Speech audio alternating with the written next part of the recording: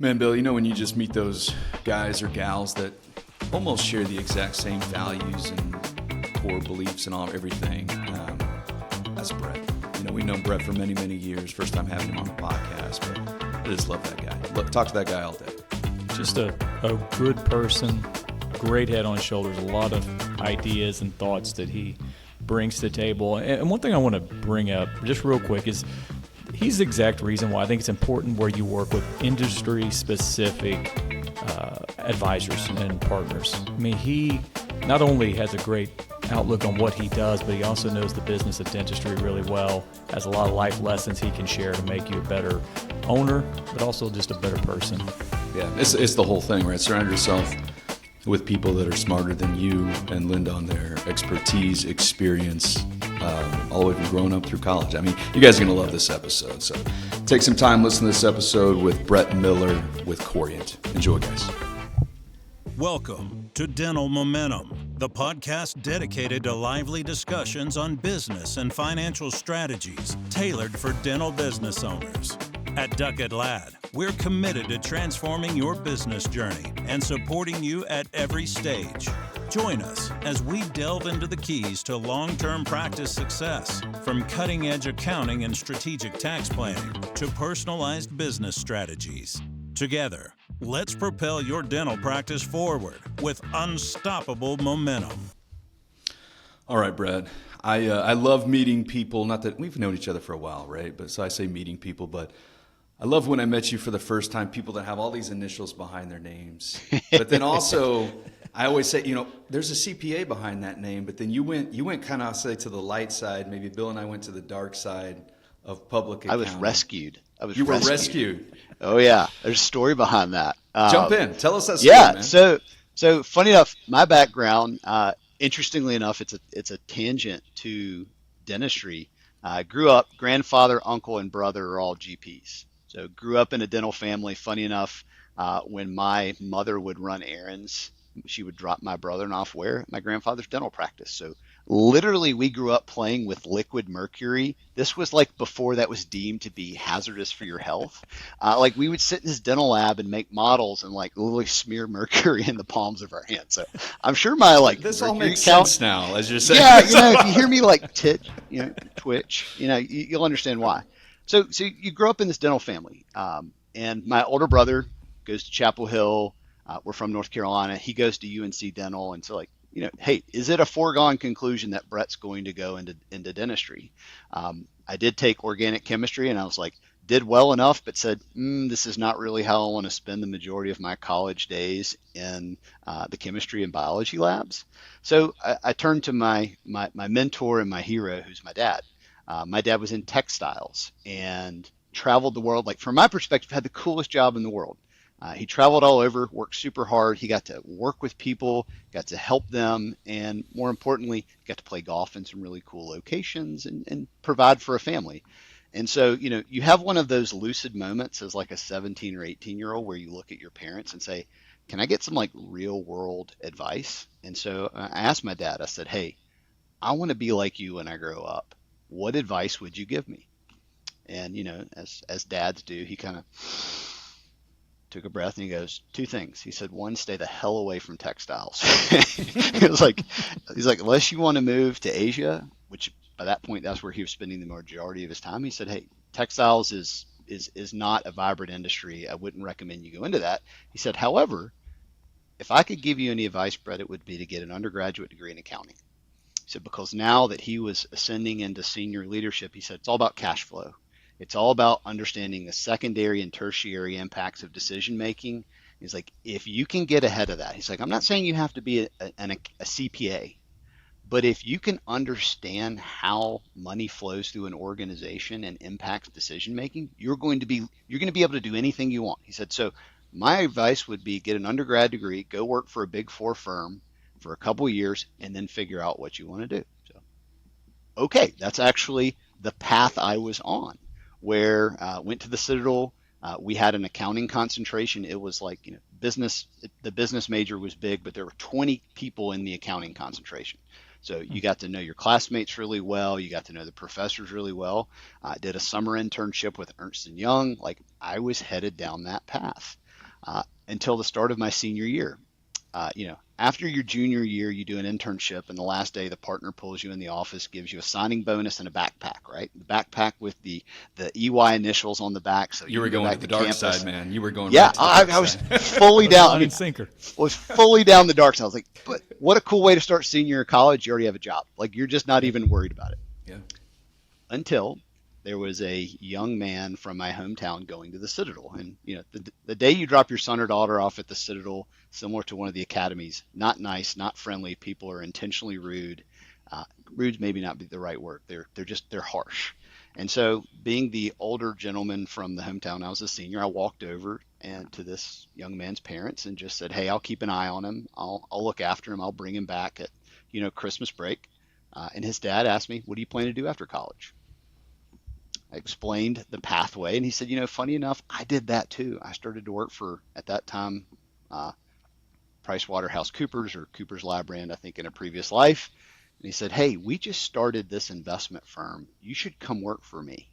He said, "We just got this thing up and off the ground. We focus on working with dentists as small business owners. I know my uncle was his dentist. He's like, I know that's your family profession. Why don't you come work for us?" And so, like any good 22-year-old with nothing to lose, I tend to be a pretty conservative person, but probably 4 or 5 times in my life, I've gone all in. I said, great. I sent the signing bonus back to Ernst & Young, negated the contract, and Did you keep started. the backpack?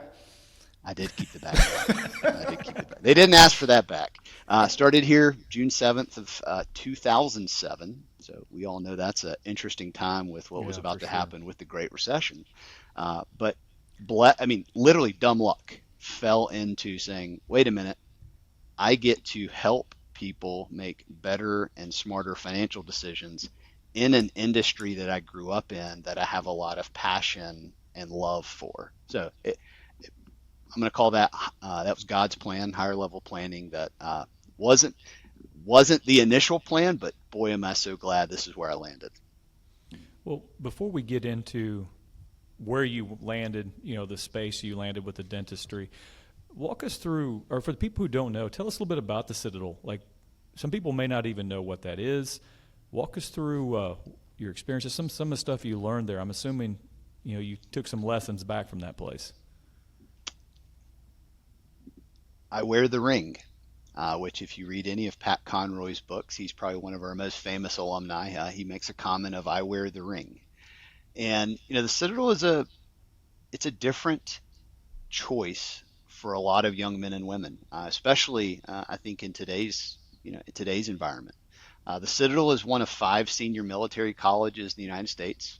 So Citadel, Virginia Tech, Texas A&M, Norwich up in Vermont, and VMI, our brother/sister school up in Virginia. And I would say they are public state universities, but have a core of cadet that seems to create a West Point type environment. So the Citadel describes itself as a leadership laboratory. The whole point of the Citadel is to educate principled leaders, whether they go into the military or to the civilian world.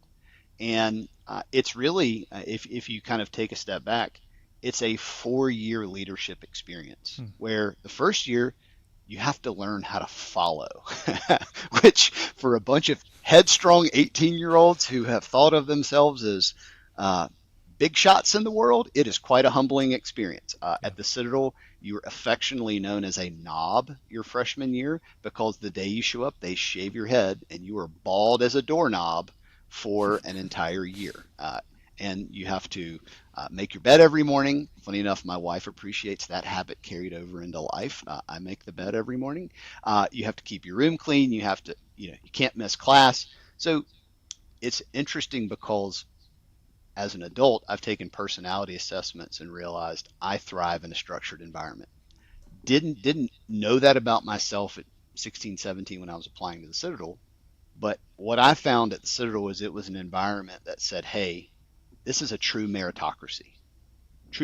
And one of the cool things about the Citadel, they show up, they take all your clothes, right? And they give you a uniform.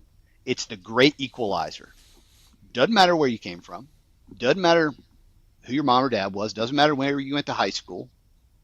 doesn't matter how good your hair looks because you don't have any anymore. It is purely how hard can you work and how well can you learn and adapt. And for me, I was like, oh, wait, I can understand this.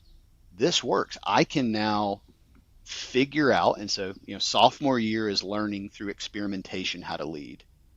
Junior year is when you really start, I'll call it learning how to lead a small team.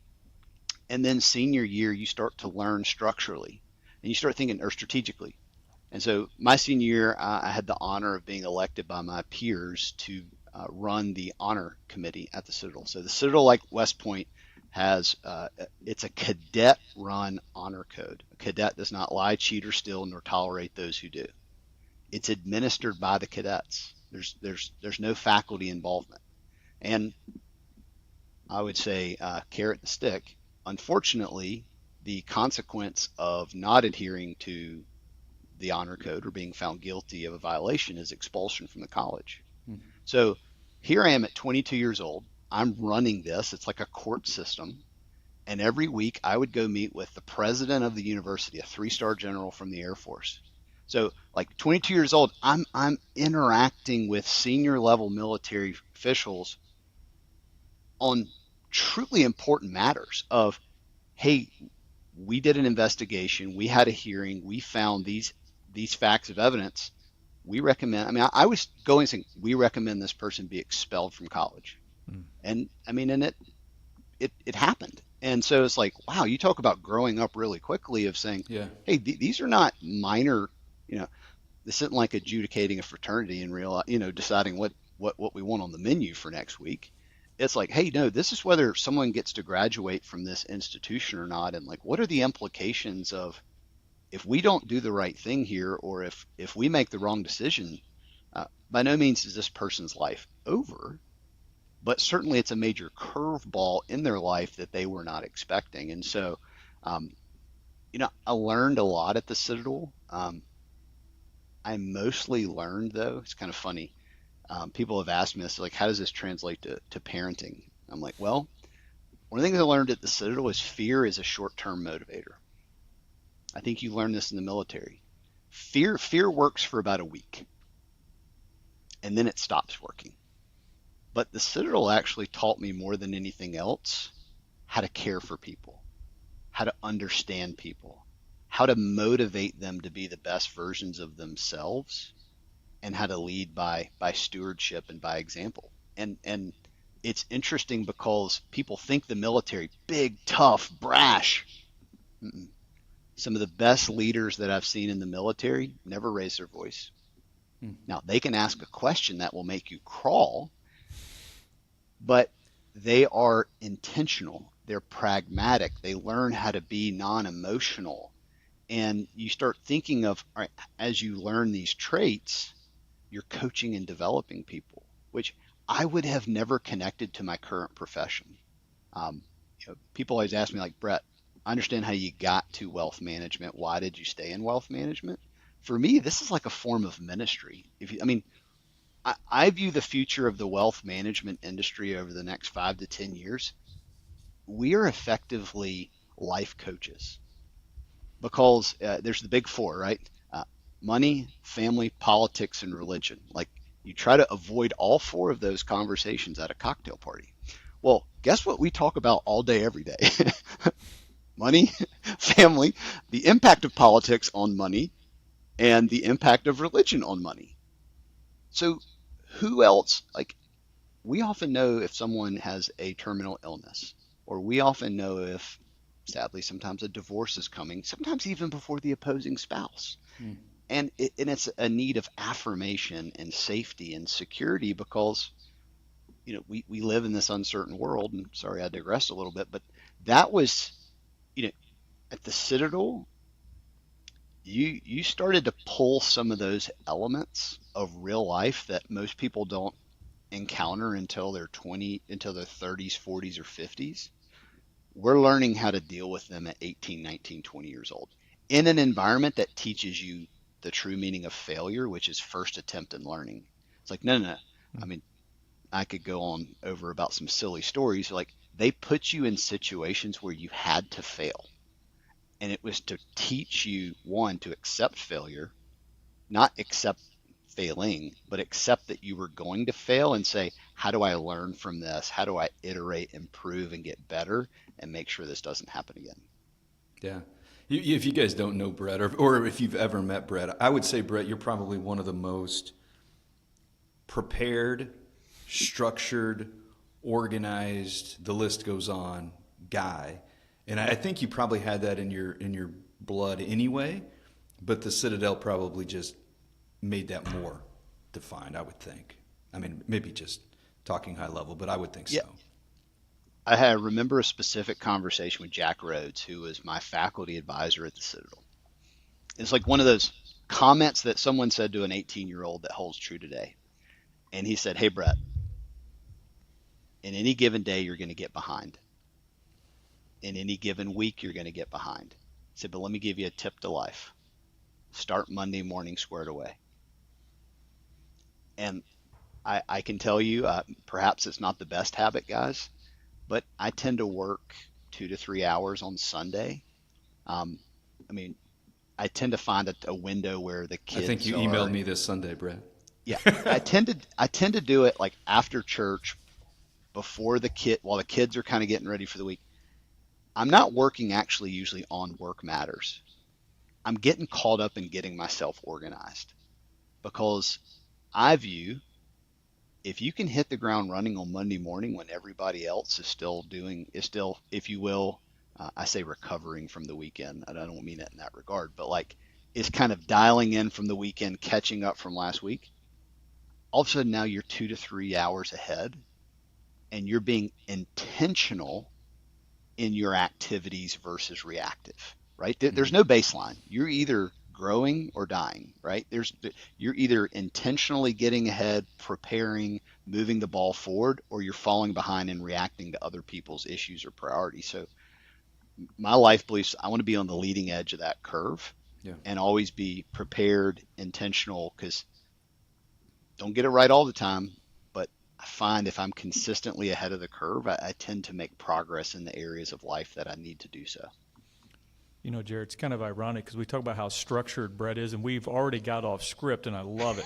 I am not structured. I love getting off script, so I'm going to keep going. I'm going to keep going on this.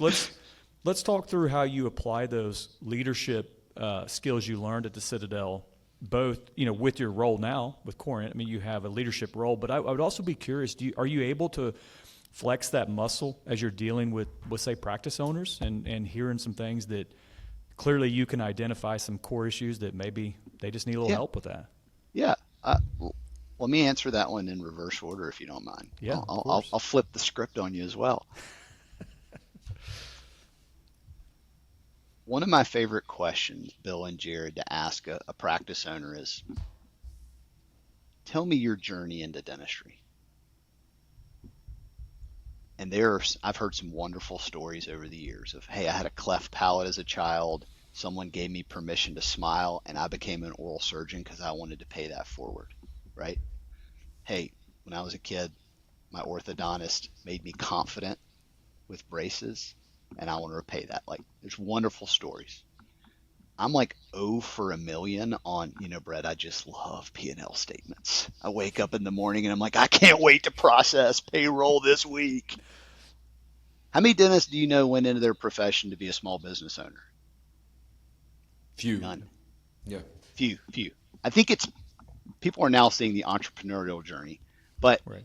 it's a consequence. It was not the intent. And so as a result, there's many different business consultants who've written on this, right? We gravitate towards the things we're passionate about, and what do we do with the things that we're not passionate about or we're not confident in? We defer them. We push them off. We say, I'll get to that later. Practicing dentistry, building a business. Practicing dentistry, creating a community, structuring your financial statements, right? So the best advice, I'll take this from the Citadel, is the Citadel teaches, 1, preparation. 2, it teaches you to be, so it teaches preparation, it teaches intentionality, and then it teaches you how to debrief, how to do an after action review, following that activity, how to take a step back. What worked well? What didn't work well? How could we get better? I know y'all are big proponents of traction, right? I know, Jared, I see them up over your shoulder, I believe there, one of them. If you or I were to survey the population, who's got a business plan? What are your KPIs for the year? What are your goals? Both professional goals as well as personal goals. How are you intentionally structuring your day, week, month, quarter, year to advance towards those goals? And what are your reflection points along the way? I think we're recording this late January, so everybody's now abandoning all their New Year's resolutions, right? We're at that phase versus saying, but what if you said, listen, I'm really struggling with this specific resolution. Instead of abandoning it, maybe I can deconstruct it. Maybe I can understand where my friction point is. And so I can either get help or change my mindset or behavior around it to work on it. And I'm a big fan of coaching. I think we'll probably talk about this a little more in our conversation. I have a professional coach. It's one of the best investments ever made to learn that from the Citadel. Think about it. Best athletes have coaches. A lot of CEOs have coaches. Coaches help you understand the difference between pressure and pain. They're not the same term. I think oftentimes we associate pressure with pain, and clearly when you feel pain, you stop. However, pressure is growth. Pressure is pushing you outside your comfort zone. Pressure is saying, hey, I know this just got tough and you're struggling with it. It's time to push through it. Or, hey, I know this decision may be slightly unpopular with your team, but it's what puts you in the best place 3, 6, 9, 12 months from now. And you think of this back to the standpoint of a dental business owner. Man, there's an old saying, the captain always drinks alone. How lonely is it to be a business owner? I mean, how lonely is it to be a CPA owner? How lonely is it sometimes to be the leader of an advisory team? And I think, one, there's an opportunity to create community, to create fraternity, to say, hey, you're not the only one going through this. But I also think there's an opportunity to say, hey, with some intentional action, with some intentional planning, and with some intentional follow-up, you can push through those pressure points without hitting a pain threshold to really grow, get stronger, and create a better business. And the benefit I have as a leader is I get to practice. Seth Godin, I saw a Godin book, Jared. Godin calls it the practice. Yeah. I get to practice on myself. I get to practice on my team, and I get to practice with my clients. And I get to practice with my kids. Nothing is more humbling in leadership than coaching your kids. And yet it's the same conversation with all 4 parties. It's the same themes. It's the same. And so I view life, we have this gift of it's not the destination, it's the journey of life, right? And the gift of the journey is, if we're paying attention, we're constantly evolving, learning, and getting better along the way, and hopefully having a little bit of fun too. So I'm blessed. I get to wake up every morning and say, all right, how do I have fun? I guess my why is to love, serve, and create community. That is what drives me every day, is how do I love people? How do I serve them? And where can I create community for people to thrive? And the cool thing is, that's the same conversation. Think about what a dental business owner does. They're loving, they're serving, they're creating community. Think of what a financial advisor is doing. They're loving, they're serving, they're creating community. Think of what we're doing as parents. We're loving, we're serving, we're creating community. So it all actually ties together. Couldn't you guys just listen to this guy all day? And literally 30 seconds ago, maybe a minute ago, as I'm sitting here doing this, I just realized, well, Jared, you're the host, or a host of this podcast. You have to ask a follow-up question. I was so ingrained to just listening to you and taking notes. And we could listen to you all day, Brett. So Let's do this. We talked about this a little bit before we hit the record button, right? Is how you can kind of, you talk to dental practice owners every day, and just dentists in general, right? Mm-hmm. Helping them just very simply get better. How do you, when you're advising these clients, how do you got the income earner, and then you got the wealth builder. We were kind of talking about this before. How do you get them to shift from just being that income earner to like building wealth, legacy wealth, that sort of thing? Yeah. It's the journey of passion to purpose. It's navigating the journey of passion to purpose, because clearly the passion led them to get into dentistry. Mm-hmm. And one of the benefits of dentistry, I actually equate dentistry, funny enough, to modern alchemy. Where else in the world can you take a little bit of raw materials and time and hands and create truly gold, like wealth? That's tangible, that's repeatable. As long as you have a patient in the chair, which we are in an environment where demand exceeds supply of dental providers, you're able to recreate. So it's always kind of funny. I'm like, all right, how many crowns are you thinking in terms of the next vacation? Like, you tend to think of future expenses in terms of number of current procedures. But and so this is not a criticism, this is a statement of like love. We don't do, we being, it's both the dental business owner and even the advisor, we don't take enough time actually asking the why question, the truly uncomfortable why question. Like, why are you doing this? Like, what are you in this for? Where are you headed, and for what reasons? Because goal setting is so underappreciated, and more importantly, not goal setting for the statement of accumulation. A really good book that I just recently read was The Art of Spending Money by Morgan Housel. It's his follow-up to The Psychology of Money. And one of the terms that he talks about is, what is the function of wealth? You ever thought about that? Is the function of wealth to be a status symbol? And by the way, these are not judgment questions, because each person answers this uniquely to themselves. Is the function of wealth to be a status symbol? For some people it is. I'm not here to judge that. Is the function of wealth to create safety and stability for your family? Is the function of wealth to be able to provide for your kids an opportunity you didn't have? Is the function of wealth to be able to travel and see the world? And everyone has a combination of responses.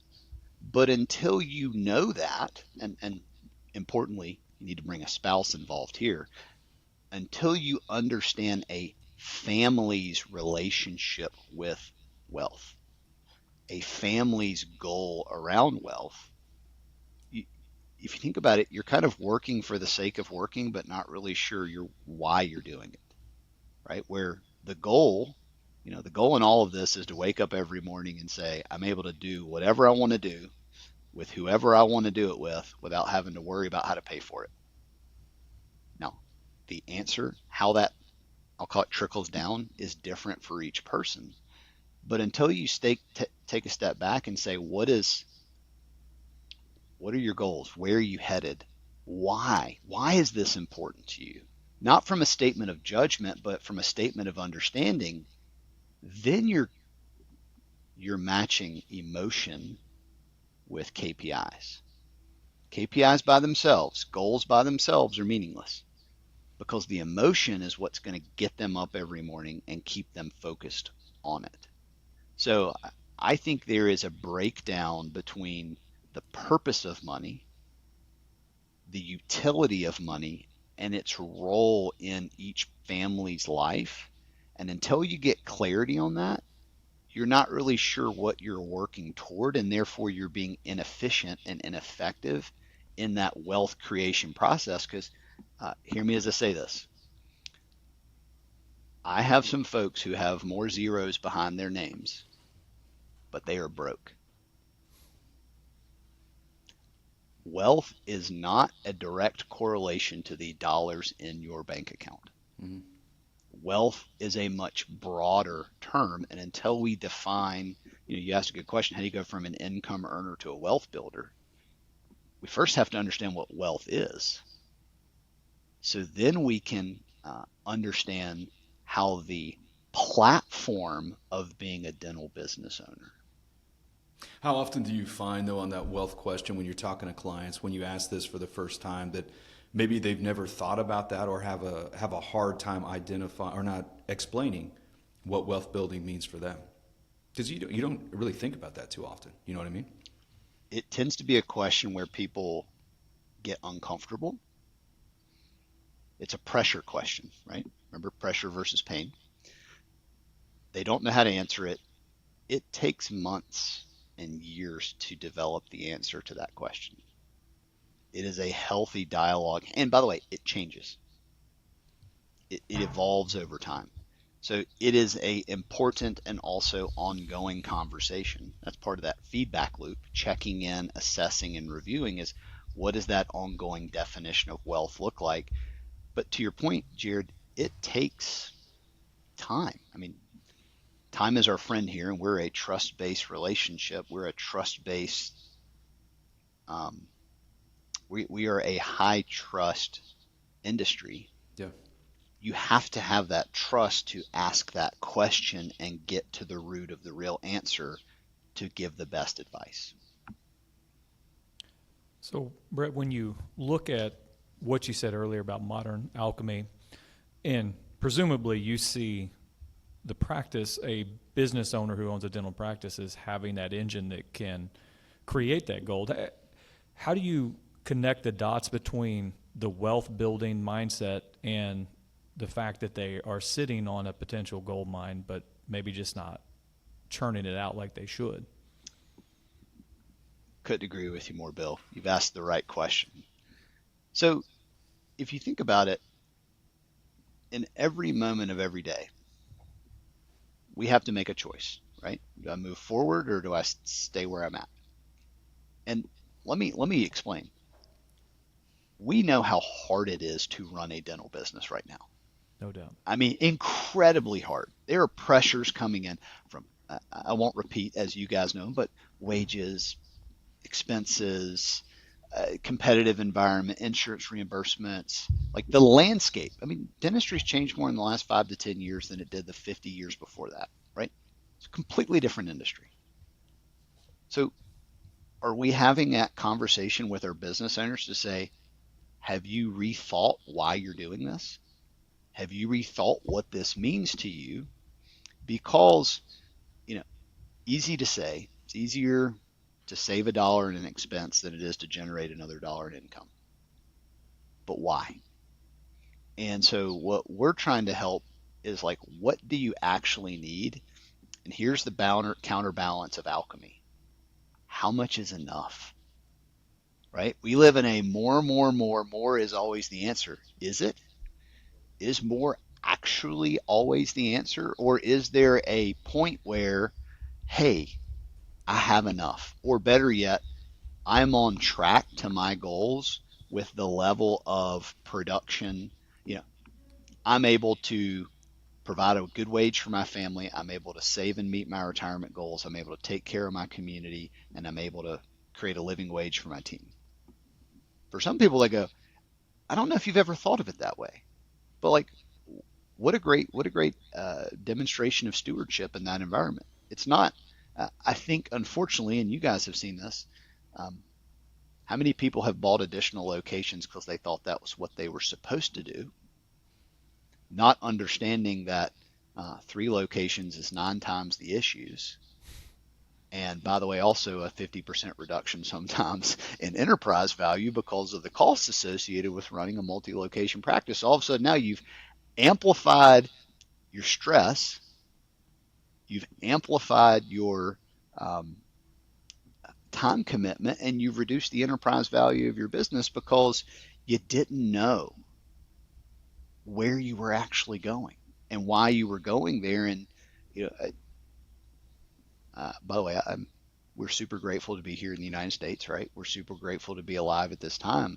There are also some problems with the modern way of thinking of, constant information, like you always have to grow, you always have to improve, you always have to get better, more, more, and more. I don't know if that's actually the case, and no one's actually taken a step back to say, how do we have a conversation with what you really want to do and maybe tie that back to why you got into the industry originally, and developing a plan and creating confidence around that works for you, your family, your team, and your community, right? Yeah. Let's talk about cash flow. Cash flow is something that's near and dear to Bill and I's hearts, and probably near and dear to your heart as we're talking to business owners every day, dental practice owners every day. We always say cash is queen and cash flow is king, right? And we're always trying to figure out how we can help that dental practice owner.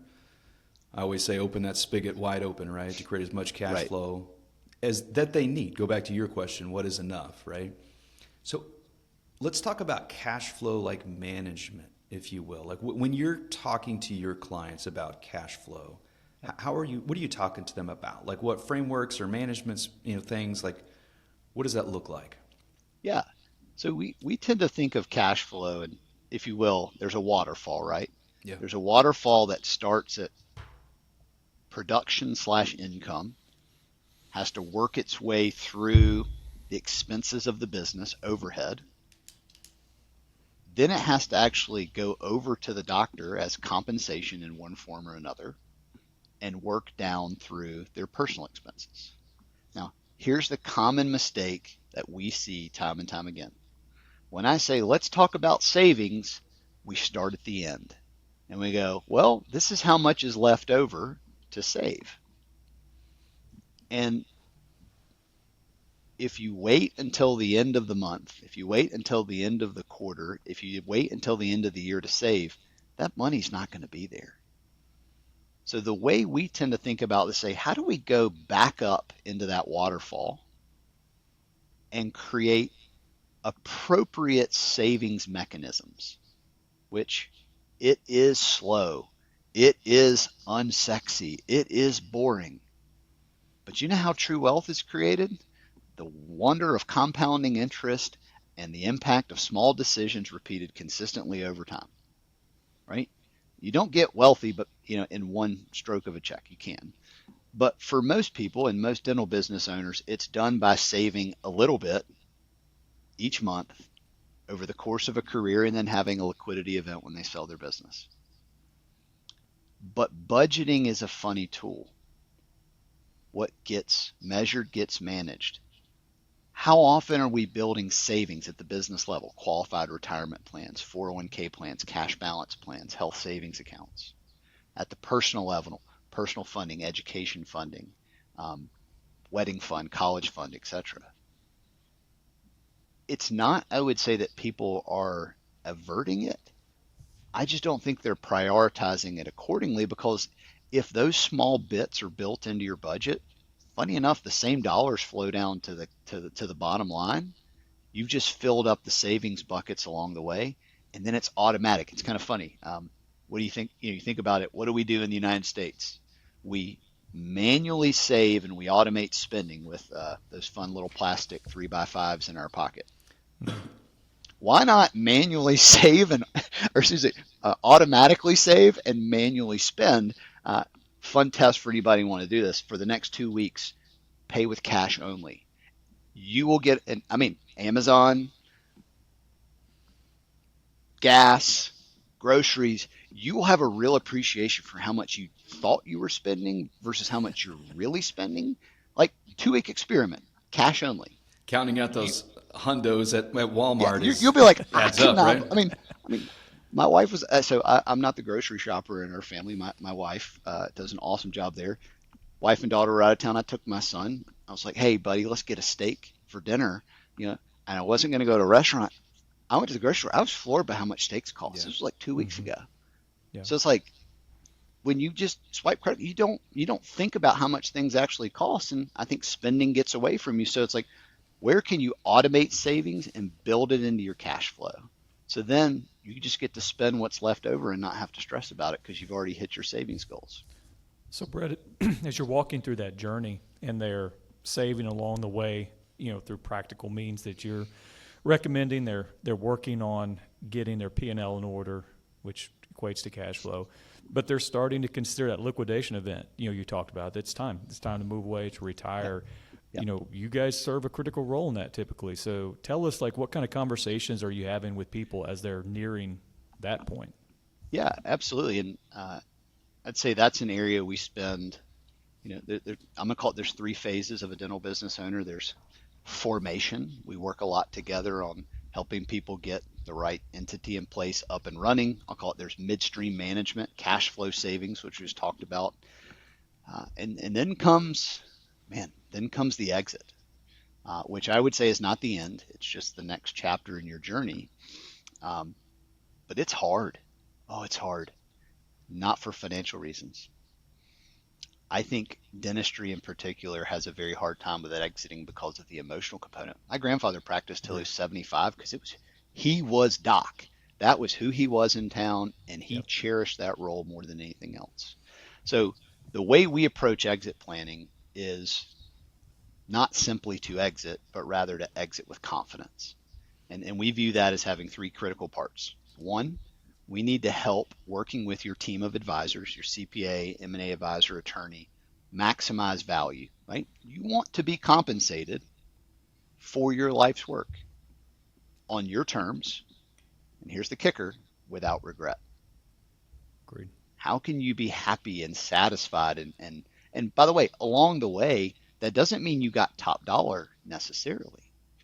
Because one of the mistakes I see so many people make in this process is they don't do enough planning on the front end. They don't know where they actually stand. And so one of the best habits I got into right out of college, being in this industry brainwashes you in a positive way. I've done a personal financial statement on January 1st. It's my cup of coffee on January 1st because all the bank accounts are set, right, for the prior year. Track your net worth over time, right? And you would be surprised when I say, hey, when's the last time you did a personal financial statement? It's almost as bad as, well, I don't know, maybe the last time I did a will, which was like 15 years ago, and our kid, we probably need to revisit that. You need to be doing that every year, because how can you make good decisions about your future when you don't know where you stand today, right? So you got to know where you stand today with a real practice valuation, and then you got to know, what do you need to exit the transaction with to maintain your standard of living, to maintain that goal, to create that legacy that means something to you. And for some people that's different, where they're like, hey, I want to exit because I want to travel. Hey, I want to exit because I want to buy a second home and be near grandkids. Well, let's figure all that out on the front end before you sell the practice, so then you can actually figure out what your gap is, what your gap analysis is. Because knowing what that gap is the critical piece to make sure you optimize value. You need to get at least enough out of the deal to cover the gap. But, and I'll use what could be a very simple example, perhaps there's one deal that pays higher money but requires you to be in the business longer.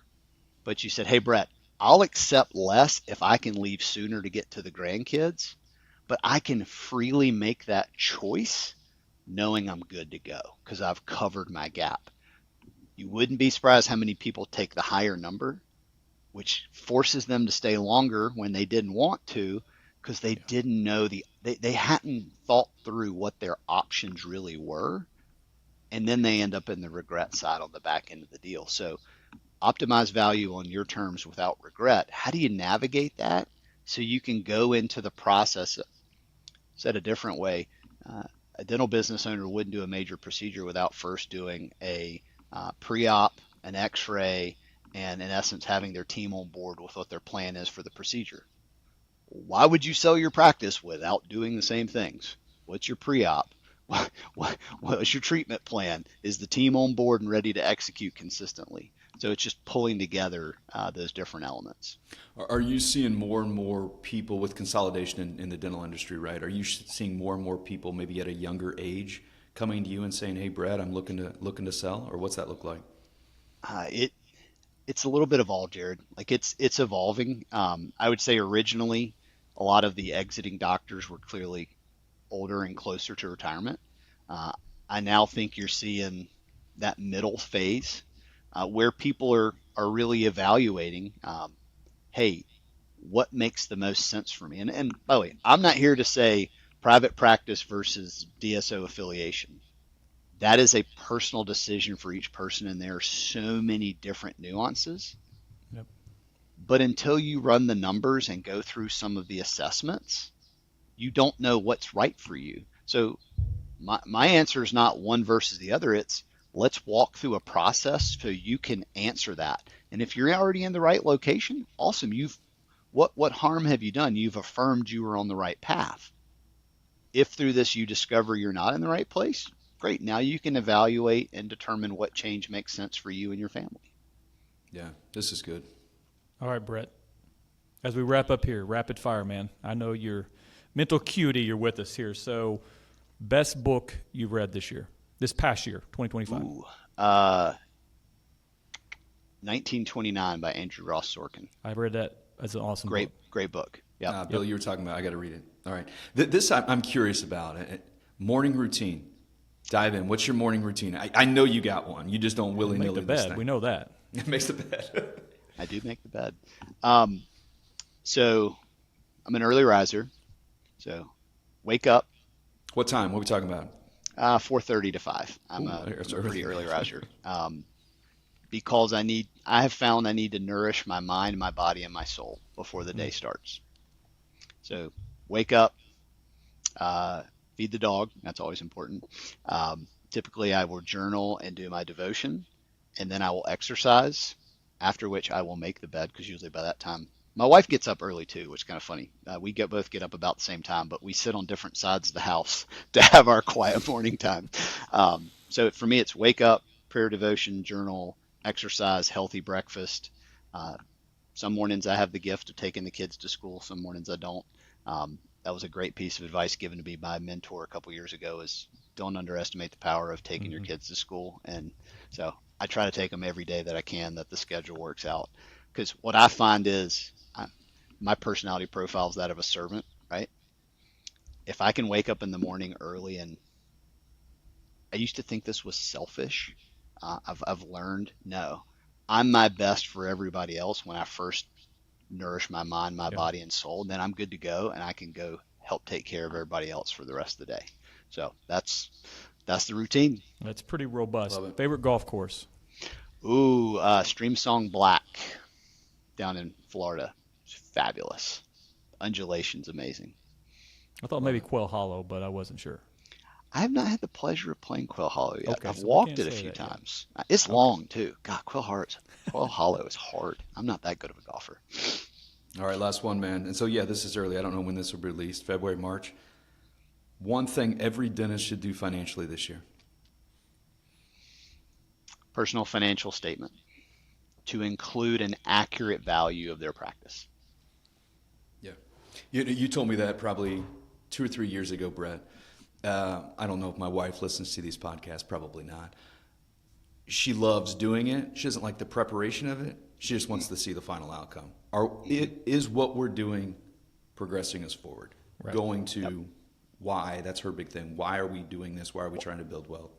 She's got her own answers. We've got both our answers. So I love it. Man, Bill, we need to have Brett on as like a third podcast host to do like a leadership style podcast. You know what I mean? Maybe you could just take over Dental Momentum. I think you would do it better. No. By adding him, it's going to make us look better, right? Surround yourself with people that make you look better. That's it. Right. Raise the bar. You guys, one of my values in life is fun, and y'all have helped me have a lot of fun this morning. So I very much appreciate that. If you're not why are we having fun, doing it if we're not having fun, guys? Like what? Amen. What is this all for if we're not having fun? Brett, this has been a blast, man. We're going to have you back on, if that's cool. We'll reach out, have you back on, and Honored appreciate you and taking the love time. Thank you all. Yep. Thanks, Brett.